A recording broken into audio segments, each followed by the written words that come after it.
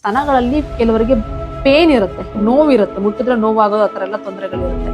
So ಮತ್ತೆ falls positive, cancer ಇಲ್ಲ ಅಂದ್ರೂ ಕ್ಯಾನ್ಸರ್ ಅನ್ನುವಂತಹ ಒಂದು ಸೂಚನೆ ಸಿಕ್ಕುವ ಒಂದು ಮಿಸ್ಟೇಕ್ ಆಗೋ ಸಾಧ್ಯತೆ ಇರುತ್ತೆ. ಯಾಕಂದ್ರೆ ಎಲ್ಲಾರು ಮಾಡಿದವ್ರು ಎಲ್ರಿಗೂ ಏನು ಪಾಸಿಟಿವ್ ಬರೋದಿಲ್ಲ. ಎಲ್ಲದನ್ನು ರಿಪೋರ್ಟ್ ಮಾಡ್ಲಿಕ್ಕೆ ಒಂದು ಬೈರಾಟ್ಸ್ ಅನ್ನುವಂಥ ಒಂದು ಸಿಸ್ಟಮ್ನ ಯೂಸ್ ಮಾಡ್ತಾರೆ. ಅಂತ ಏನಾದ್ರು ಬಂದ್ರೆ ಅವಾಗ ಬ್ರೆಸ್ಟ್ ಬಯಾಪ್ಸಿ ಮಾಡಿ ಟಿಶ್ಯೂನ ಟೆಸ್ಟಿಗೆ ಕಳಿಸ್ಬೇಕಾಗುತ್ತೆ. ಮ್ಯಾಮೋಗ್ರಾಮ್ ಅಂದ್ರೆ ಏನು? ಮ್ಯಾಮೋಗ್ರಾಮ್ ಅಂದ್ರೆ ಅದು ಸ್ತನಗಳಿಗೆ ಮಾಡುವಂತ ಒಂದು ಎಕ್ಸ್ರೇ. ಸೊ ಈ ಎಕ್ಸ್ರೇ ಟೆಸ್ಟ್ ನ ಮಾಡೋದ್ರಿಂದ ಏನಾಗುತ್ತೆ, ನಿಮಗೆ ಕೈಗೆ ಫೀಲ್ ಆಗೋ ತರ ಗೆಡ್ಡೆ ಗಂಟುನ ನಿಮ್ ಕೈಗೆ ಇನ್ನು ಫೀಲ್ ಆಗೋದಕ್ಕೆ ಮುಂಚಿನ ಸ್ಟೇಜ್ ನಲ್ಲಿ ಕೂಡ ಅದು ಏನಾದ್ರು ಕ್ಯಾನ್ಸರ್ ಇದ್ರೆ ಅದನ್ನ ಕಂಡುಹಿಡಿಯುತ್ತೆ. ಸೊ ಆ ಸ್ಟೇಜ್ ನಲ್ಲಿ ಅದನ್ನ ಟ್ರೀಟ್ ಮಾಡೋದು ಕೂಡ ಸುಲಭ.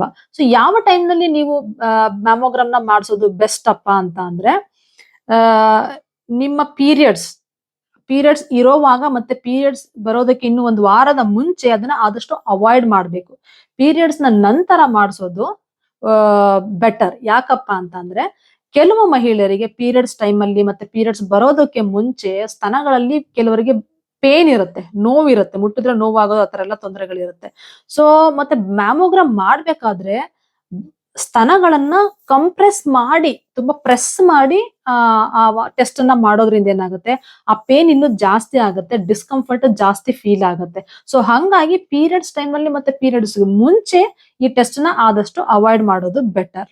ಮತ್ತೆ ನೀವು ಮ್ಯಾಮೋಗ್ರಾಮ್ ನ ಮಾಡಿಸ್ಲಿಕ್ಕೆ ಹೋಗೋ ದಿನ ನೀವು ನಿಮ್ಮ ಕಂಕಳಿನಲ್ಲಾಗ್ಲಿ ಅಥವಾ ಬ್ರೆಸ್ಟ್ ಸ್ತನಗಳ ಮೇಲೆ ಅಥವಾ ಸ್ತನಗಳ ಅಡಿಯಲ್ಲಿ ಕೆಳಗಡೆ ಆಗ್ಲಿ ಯಾವುದೇ ರೀತಿಯ ಆಂಟಿ ಪರ್ಸ್ಪಿರೆಂಟ್ಸ್ ಆಗ್ಲಿ, ಡಿಯೋಡ್ರೆಂಟ್ ಆಗ್ಲಿ, ಪೌಡರ್ ಆಗ್ಲಿ, ಕ್ರೀಮು, ಲೋಷನ್, ಪರ್ಫ್ಯೂಮ್ಸ್ ಇದು ಯಾವ್ದನ್ನು ಕೂಡ ಯೂಸ್ ಮಾಡಬಾರ್ದು. ಯಾಕಂದ್ರೆ ಆ ಸಣ್ಣ ಸಣ್ಣ ಪಾರ್ಟಿಕಲ್ಸ್ ಕೂಡ ಆ ಎಕ್ಸ್ರೇ ಅಲ್ಲಿ ಪಿಕಪ್ ಆಗುತ್ತೆ. ಈ ಪಾರ್ಟಿಕಲ್ಸ್ ಎಕ್ಸ್ರೇ ಅಲ್ಲಿ ಪಿಕಪ್ ಆದಾಗ ಕ್ಯಾನ್ಸರ್ ಅನ್ನುವ ಡೌಟ್ ಕೂಡ ಮಿಸ್ಇಂಟರ್ಪ್ರೆಟ್ ಆಗೋ ಸಾಧ್ಯತೆಗಳು ಇರುತ್ತೆ. ಸೊ ಫಾಲ್ಸ್ ಪಾಸಿಟಿವ್, ಕ್ಯಾನ್ಸರ್ ಇಲ್ಲ ಅಂದ್ರೂ ಕ್ಯಾನ್ಸರ್ ಅನ್ನುವಂತಹ ಒಂದು ಸೂಚನೆ ಸಿಕ್ಕುವ ಒಂದು ಮಿಸ್ಟೇಕ್ ಆಗೋ ಸಾಧ್ಯತೆ ಇರುತ್ತೆ. ಸೊ ಹಂಗಾಗಿ ನೀವು ಸ್ನಾನ ಮಾಡಿದ ಮ್ಯಾಮೋಗ್ರಾಮ್ ಮಾಡಿಸಿದ ದಿನ, ಸ್ನಾನ ಮಾಡಿದ ನಂತರ ಇವ್ಯಾವ ಕೆಮಿಕಲ್ ಗಳನ್ನು ಯೂಸ್ ಮಾಡದೆ ನೀವು ಹೋಗಿ ನಿಮ್ಮ ಮ್ಯಾಮೋಗ್ರಾಮ್ ಟೆಸ್ಟ್ ನ ಮಾಡಿಸ್ಬೇಕಾಗತ್ತೆ. ಮತ್ತೆ ಮ್ಯಾಮೋಗ್ರಾಮ್ ಟೆಸ್ಟ್ ನ ನೀವು ಮಾಡಿಸೋ ಟೈಮ್ ನಲ್ಲಿ ನೀವು ನಿಮ್ಮ upper part of your body ಅದನ್ನ ನೀವು ನೇಕೆಡ್ ಮಾಡ್ಬೇಕಾಗುತ್ತೆ. ಸೊ ಅಂದ್ರೆ ನೀವು ಬಟ್ಟೆಯನ್ನ ಕಳಚಬೇಕಾಗುತ್ತೆ. ಸೊ ಹಂಗಾಗಿ ನೀವು ಕಂಫರ್ಟಬಲ್ ಆಗಿರುವಂತ ಒಂದು ಪ್ಯಾಂಟ್ ಶರ್ಟ್ ಅಥವಾ ಸ್ಕರ್ಟ್ ಅಥವಾ ಸೀರೆ, ಈ ತರ ಕಂಫರ್ಟಬಲ್ ಆಗಿರೋ ಬಟ್ಟೆಗಳನ್ನ ಹಾಕೊಂಡು ಹೋದ್ರೆ ನಿಮಗೆ ಮ್ಯಾಮೋಗ್ರಾಮ್ ಮಾಡಿಸ್ಲಿಕ್ಕೂ ಕೂಡ ಈಸಿ ಆಗುತ್ತೆ, ಕಂಫರ್ಟಬಲ್ ಆಗುತ್ತೆ.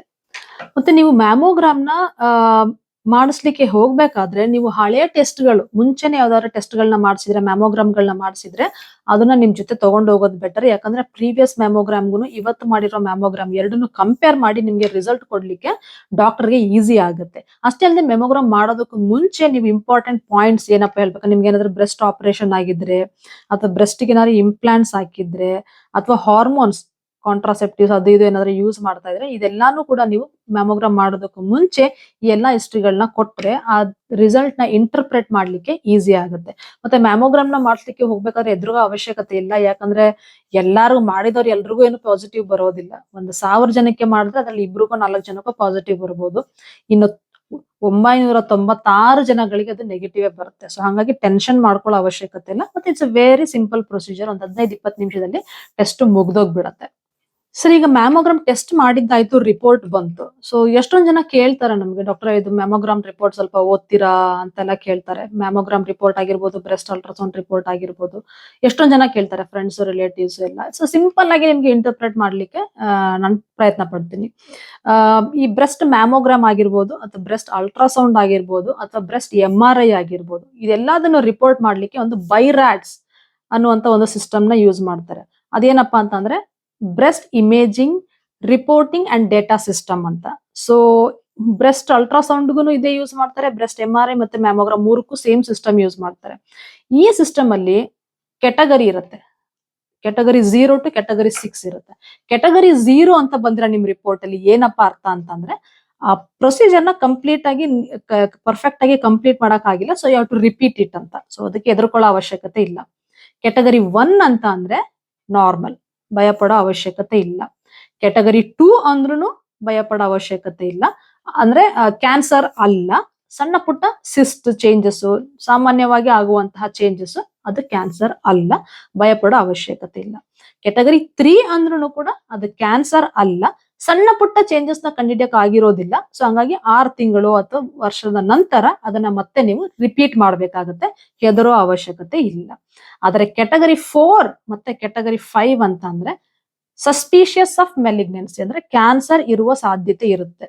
ಕ್ಯಾಟಗರಿ 5 ಅಂತಂದ್ರೆ highly suspicious of cancer. So category 4 ಮತ್ತೆ ಕ್ಯಾಟಗರಿ 5 ಅಂತ ಏನಾದ್ರು ಬಂದ್ರೆ ಅವಾಗ ಬ್ರೆಸ್ಟ್ ಬಯಾಪ್ಸಿ ಮಾಡಿ ಟಿಶ್ಯೂನ ಟೆಸ್ಟ್ಗೆ ಕಳಿಸ್ಬೇಕಾಗತ್ತೆ. ಅಂದ್ರೆ ಅದರಲ್ಲಿ ಕ್ಯಾನ್ಸರ್ ಡೌಟ್ ಸ್ವಲ್ಪ ಜಾಸ್ತಿ ಇರುತ್ತೆ. ಇನ್ನು ಕ್ಯಾಟಗರಿ 6 ಅಂದ್ರೆ ಆಲ್ರೆಡಿ ಕ್ಯಾನ್ಸರ್ ಇದ್ದು ಅಂತವ್ರಿಗೆ ಟ್ರೀಟ್ಮೆಂಟ್ ಕೊಡ್ಬೇಕಾದ್ರೆ ಫಾಲೋ ಅಪ್ ಮಾಡ್ಬೇಕಾದ್ರೆ ಆ ರಿಪೋರ್ಟ್ ನ ಕೊಡೋದು.